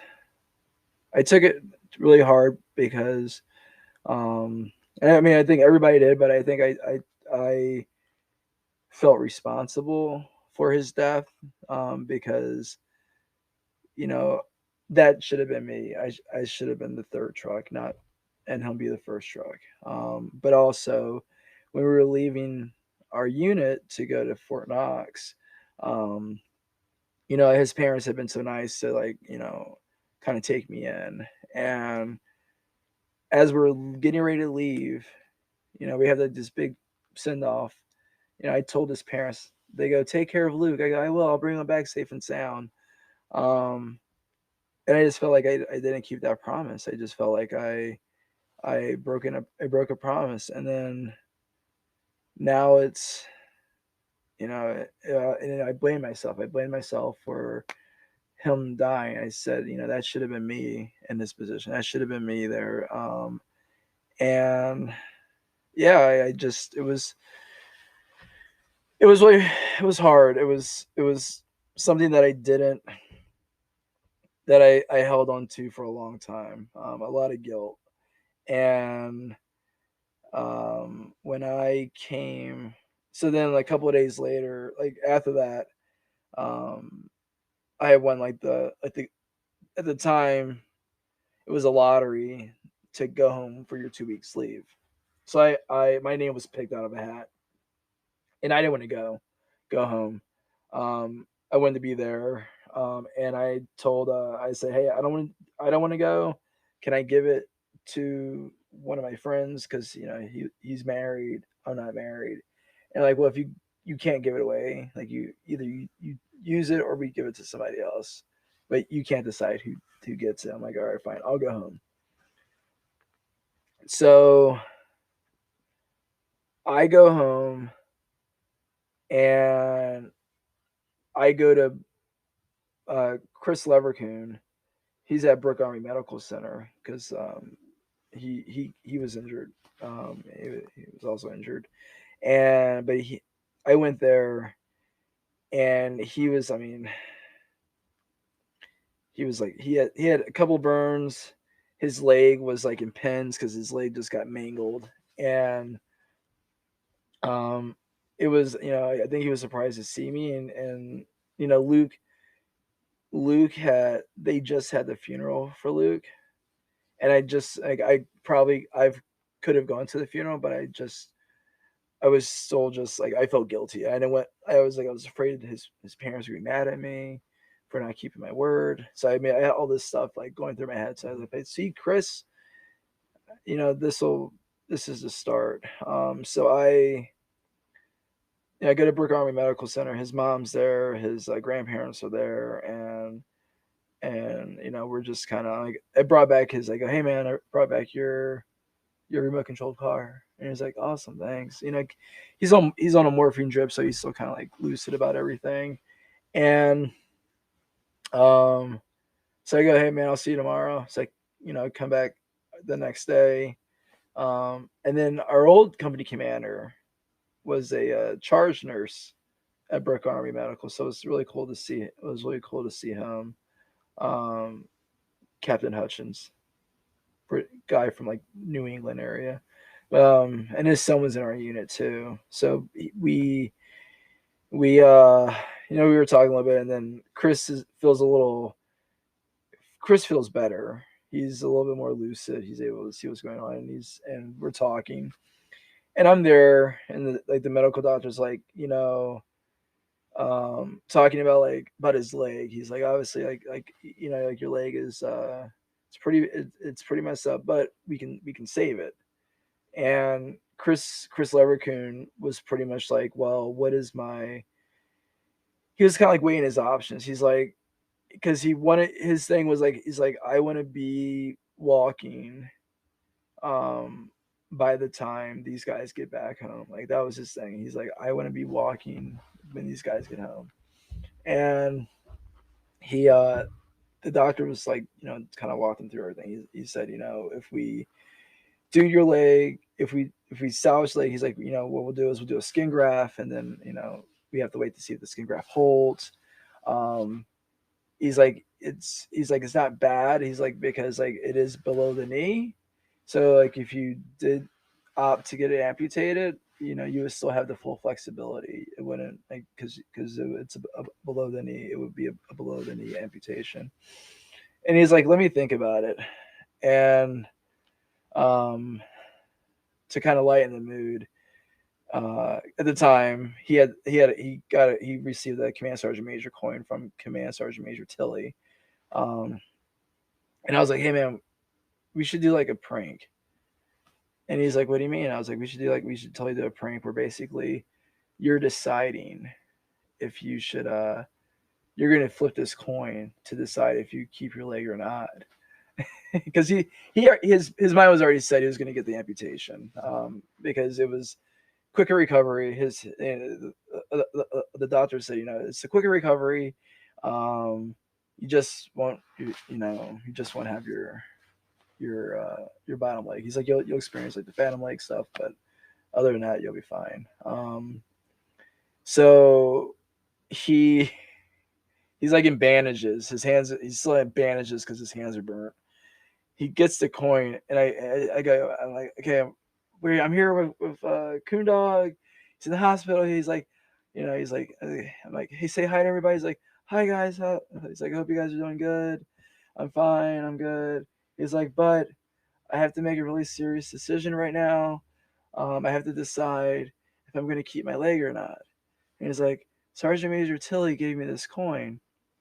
So we're going to say this is heads, and we're going to say this is tails. And if it lands on heads, I keep the leg. If it lands on tails, I get it amputated.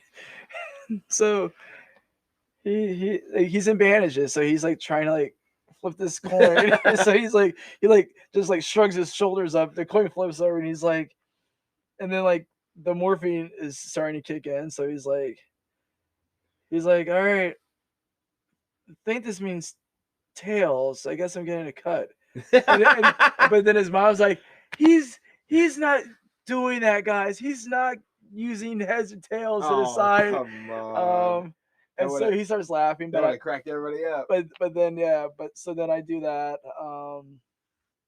You know, I'm like, awesome, man. And so we, you know, it was just good just to see him. Then I flew to Indiana, and I was staying at a friend's at a college, at a friend's place who was in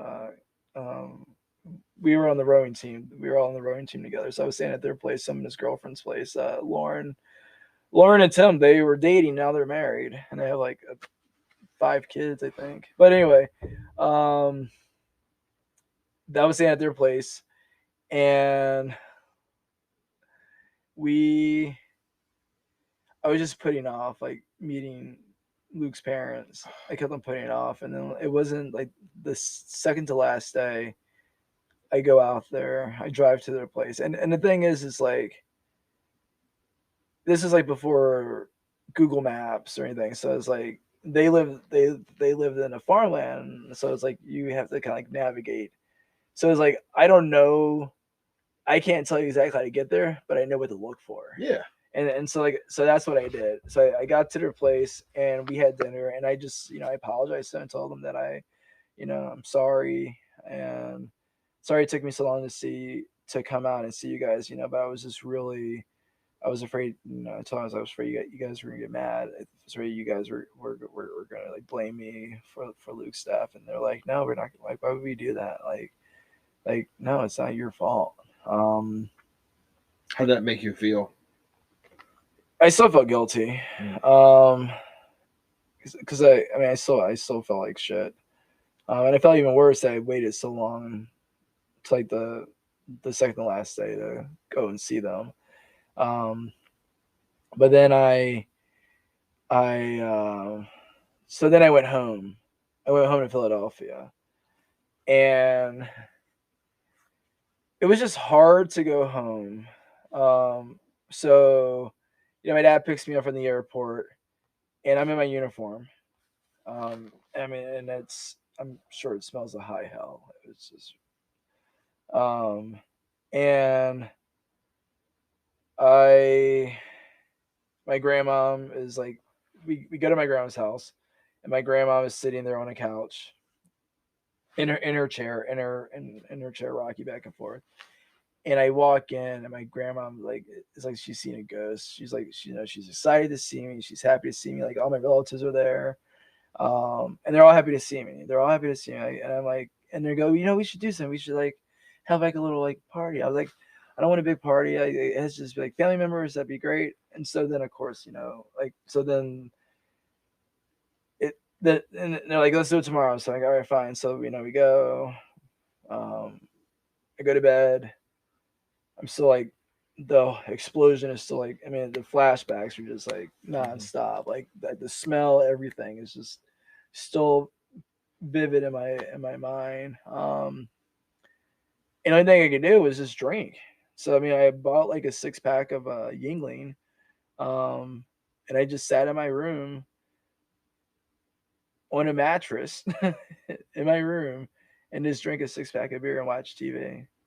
And my dad's like, should you be drinking that much? And I was like, what else can I do? Like, what else am I supposed to be doing? And I go like, there's no book. There was at the time. I'm pretty sure there's no book on how to deal with. Yeah, I was like, this is like, I'm good. I'm just gonna drink and I'll fall asleep and whatever. And so, next day, we go to the thing. Family members are there. They're all happy. And it was overwhelming for me, and I just felt so guilty. Like it was just so much, so quickly. And I ran. I mean, I literally like walked away, and like right before I left the house, like I'm curled up in a ball, crying my ass off, just crying.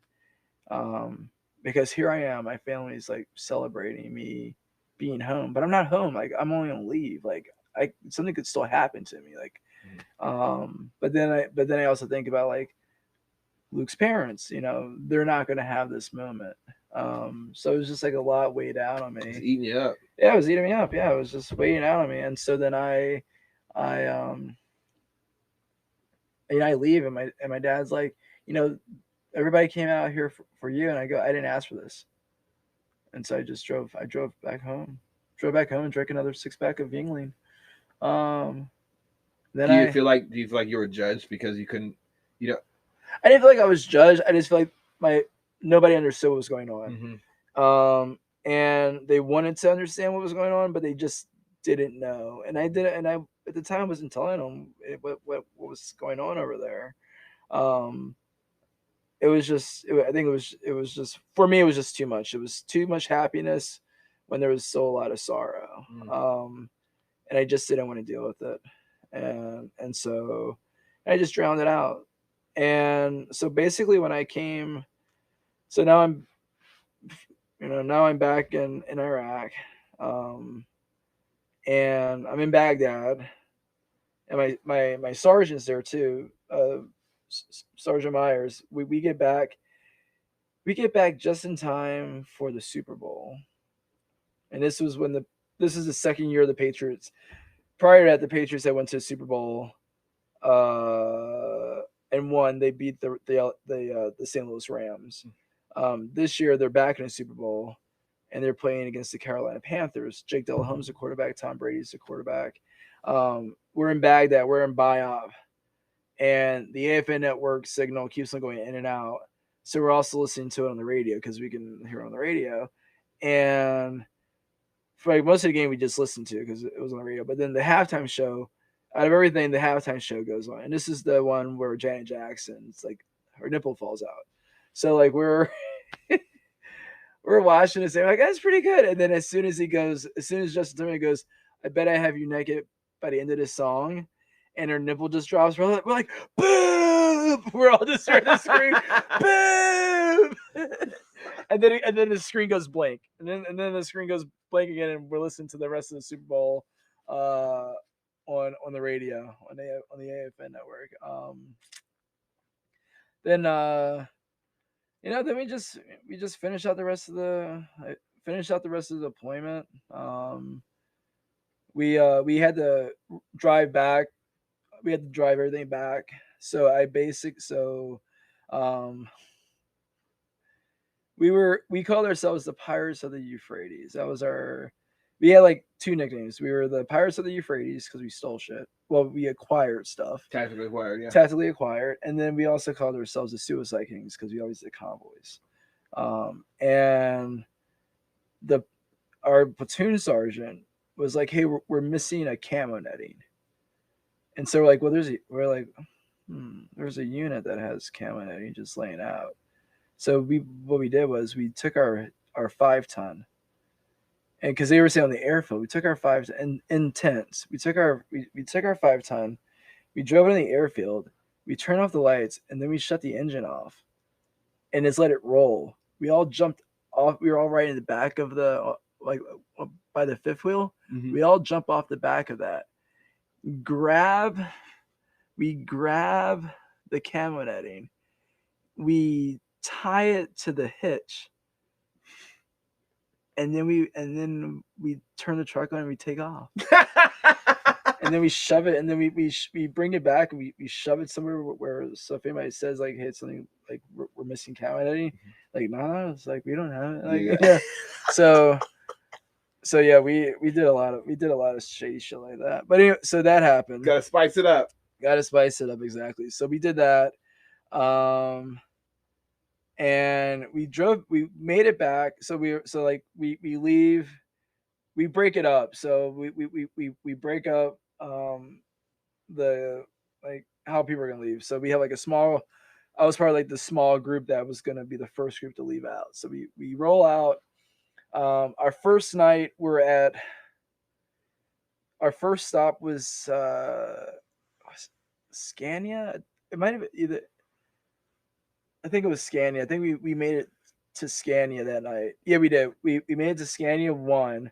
And at the time, like we had like computers and internet at that point. Like we found out about Saddam being captured because he was taking selfies and putting them up on the gram of a Yahoo News thing that popped up on one of our we had a nerdy guy who helped set up our internet there while we were there. So like the last like 3 months we had internet, which was awesome. Yeah, because we could email.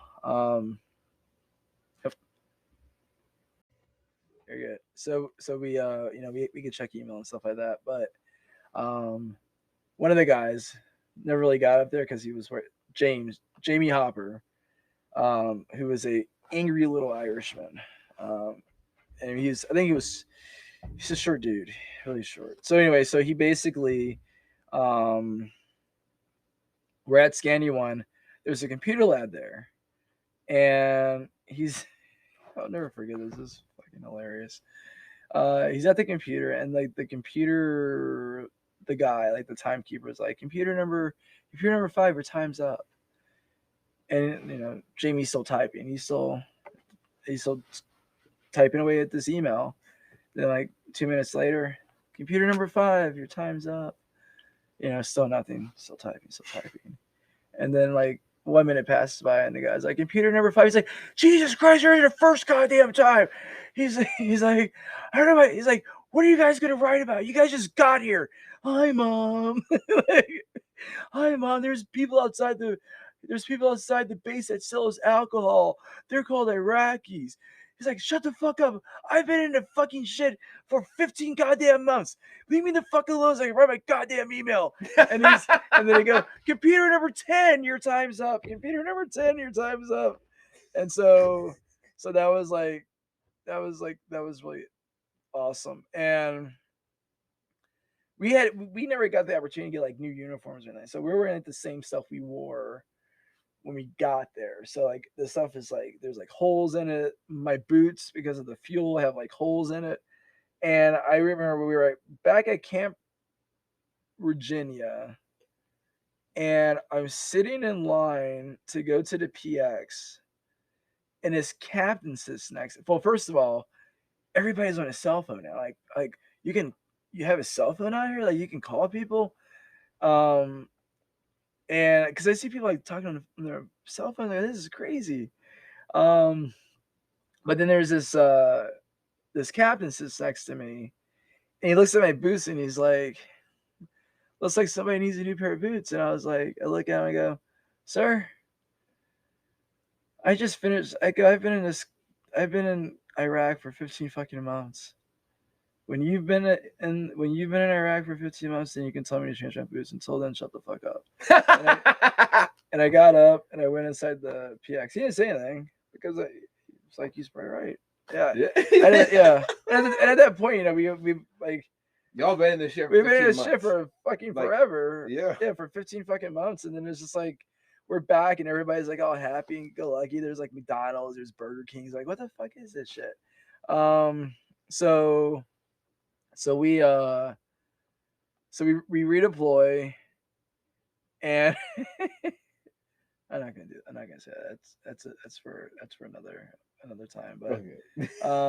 so we all get we land at Fort Knox. We would go back to Fort Knox. We land at Fort Knox. There's like a small group of parents that are there. We can't do anything because we have to do like all our demob stuff. So you have to, whatever the demob thing was. But all I remember was like just drinking. So he landed, because Chris was there. Chris Leverkusen was there. He had his prosthetic on, but he was also in like crutches, like walking crutches. Mm-hmm. But he kept his word. He's like he made his goal. He made his goal. So had a long way to go, but he was able to walk, and so that was really cool. Chris Henderson, the Godfather, was there. He was in a sling because his deltoid was all messed up from whatever hit him, whatever piece of straddle hit him.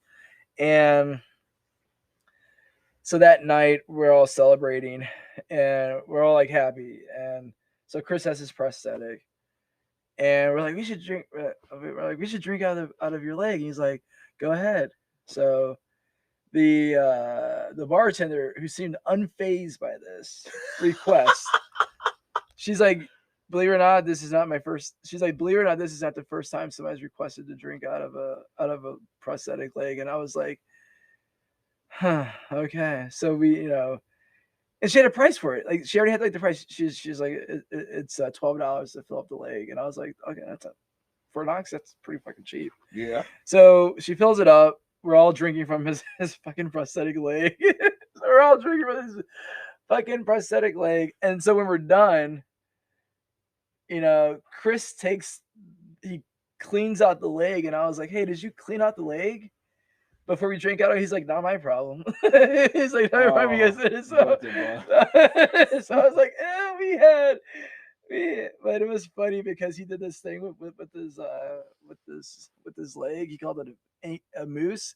So he lifted his leg up and he put like his fingers on the side of his leg, and he had like his leg kind of it looked like a moose. Yeah. So that was kind of like his thing. And that kept him happy. That kept him happy. I mean, hey, you got to do what it takes. Yeah, I know. That kept him happy, and then, we take a bus from Fort Knox all the way back to Indiana, and it's like this whole like welcome home. So it was pretty fucking amazing. My coach and his daughter were there. They had this big sign. I had that sign forever. I finally, because it was like falling apart, I finally threw it away like 2019. I threw it away finally, but I had it since 2004. Yeah. I had this thing that his daughter made me. And we're back. We're back, and then first thing on my mind is like, I just want to go back to school. So I go to the Veterans Affairs office at the school. The lady, she was just awesome. I forget her name. She was so cool. She's like, yeah, we'll get you into a Maymester course, which is like you take one class, but it's like for the entire month of May. So it's like taking like one semester just condensed into one, because it's like every day you're doing it every day. Mm-hmm. So I took so we get back in April, and I'm back in classes. I'm living in like a little 1-bedroom apartment by myself. And the first night there, I just couldn't sleep. So um, I was like, well, if I take a Tylenol PM, that'll help. That didn't help. So then I just went to the bar and I just bought a bunch. I mean, I just drank until I felt tired enough to go to sleep. So I drank and then I walked back to my apartment, which was like right down the block, and then I just fall asleep. Fell asleep. But then I remember like just waking up. I remember farting, and this is when like reality kind of set it in. Like I farted, and I was the only one that was laughing. Like there was somebody laughing. I was like, it was over that camaraderie, that like being in like a condensed space with like everybody. That was all over, and I was alone. Like and that separation anxiety started to set in. Yeah, I don't think it was separation anxiety. I was just like, just weird. I just didn't know. Like I spent 15 months like confined, like not confined, but like sleeping next to somebody always, like having somebody like waking up because somebody's snoring, but no, like none of that. It was just me. And when I so when I started school, the first day of class, I remember the instructor, because the time I was taking industrial design, and this guy was like he was one of the professors, Steve Visser, who he was just a weird dude. But like first day of class, where everybody's introducing themselves, like, hi, I'm so and so, and like I did this for this summer. And I go, oh, that's really cool. And I go, hi, my name is Elliot, and I just got back from Iraq. And I go, oh, how was it? Well, in hell, they serve you non-alcoholic beer. That's all I could say. I was like, do you want to hear like my whole fucking story, or do you just like this is what happened? And so,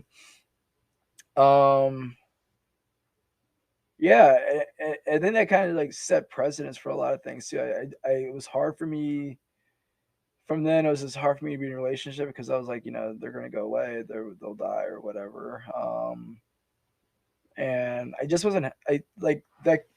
I was pretty creative. I just lost like a lot of creativity. So I switched to political science because I was already doing that. I wasn't. I was already set to graduate. I just had to take that. So I finished out. I mean, So I'm back at school, and still just kind of dealing with stuff. And then one of my friends, Joe Harold, calls me, and he's like, I don't know what happened. I go, what do you mean? He's like, I was at a Walmart, and it was just too much for me, and I just like curled up and started to cry. And I was like, as I was like, when I was like, yeah, man, I was like, I feel you. That's how it is. Like even around here on campus, like it's just like kind of overwhelming. I don't know. It was just my home. It was just different. So, but yeah, and there's like more. I mean, I'm sorry. Yeah, I don't want to cut this short. I gotta wake up early in the morning tomorrow too. Yeah, so do I, man. But let's but that was the first. I mean, we can. That was your first deployment experience. That was my first deployment experience. Yeah, there's a lot that came with that. Losing brothers. Going through tough experiences that you weren't. Yeah. Necessarily like I don't think there's any mental preparation you can do to handle stuff like that.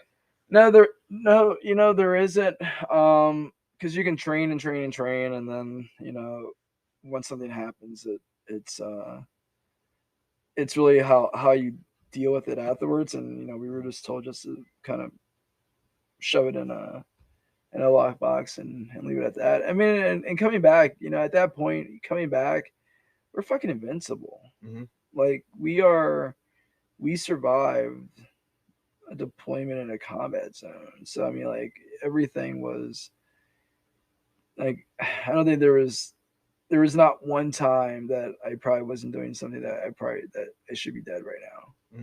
Mhm.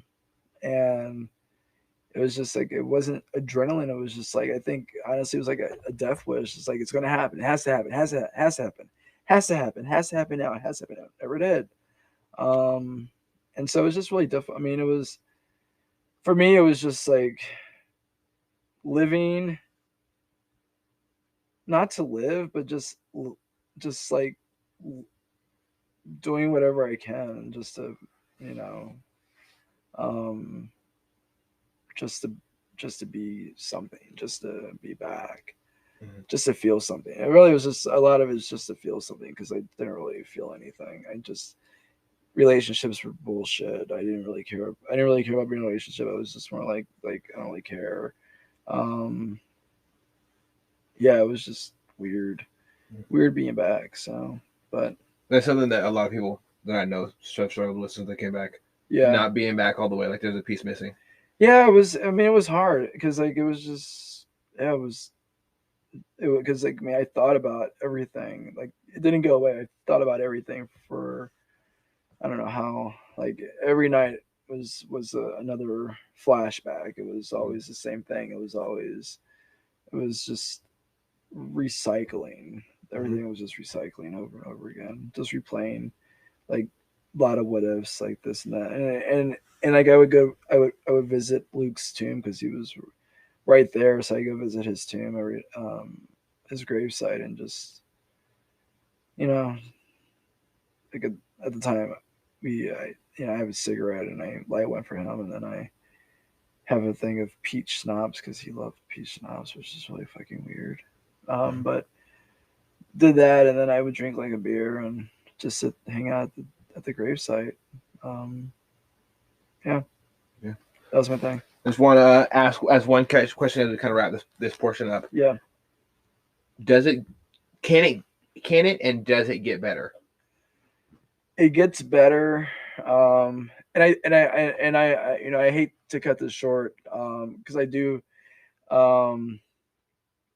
I will say yes.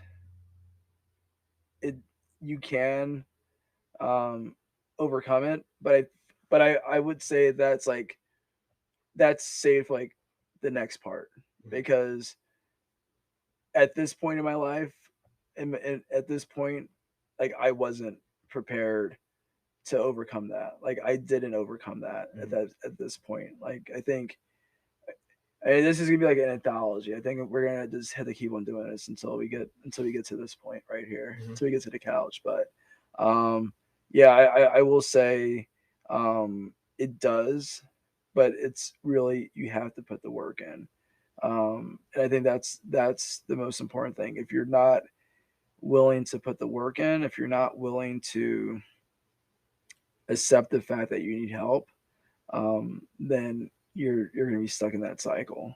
It won't get better if you don't want it to get better. And I feel like when that was me, like I didn't want it to get better because I wanted to be the victim. I wanted there to be something to blame for why I'm this way, for anything and everything.